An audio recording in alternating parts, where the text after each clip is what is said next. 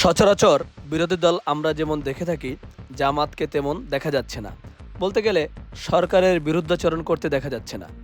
অনেকেই জামাতকে আদর্শ স্ত্রী বা গৃহপালিত বিরোধী দল বলে ট্যাগ দিচ্ছেন, কিন্তু বিশেষজ্ঞদের মতে জামাতের এই ধরনের স্ট্র্যাটেজি বলে দেয় তারা বুদ্ধি দিয়ে খেলছে।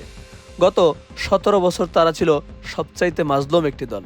তাদের বৃহত্তর নেতাদের ফাঁসি দেওয়া হয়েছে। অসংখ্য কেন্দ্রীয় নেতা হারানো মাজলুম একটি দল। দেশের মানুষ দেখেছে বিএনপির চাঁদাবাজি সহ অন্যান্য অপকর্ম। গত কয়েকদিন আগে বিএনপির এক এমপির গাড়ির নিচে চাপা পড়ে মারা যায় এক কিশোরী। নির্বাচনের আগে তারা চাঁদার জন্য মাথায়, বুকে পাথর মেরে মানুষ হত্যা করেছে। এ সমস্ত অপকর্ম দেখার পরেও হুঁশ ফেরেনি আমাদের দেশের জনগণের। জামাতের এখন উচিত তারা যে সকল আসনে জয়লাভ করেছে সেখানে ইনসাফ কায়েম করা, জান প্রাণ দিয়ে কাজ করা, অসহায় মানুষের পাশে দাঁড়ানো, জনগণের সাথে মেশা।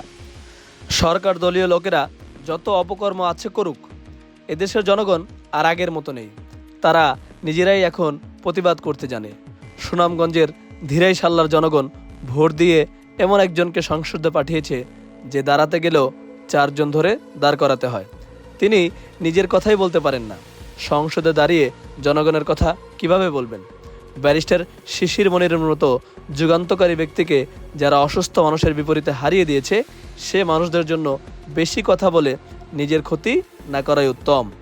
আপনার মতামত অবশ্যই কমেন্টে জানাবেন। আমাদের চ্যানেলটি সাবস্ক্রাইব করবেন। আসসালামু আলাইকুম।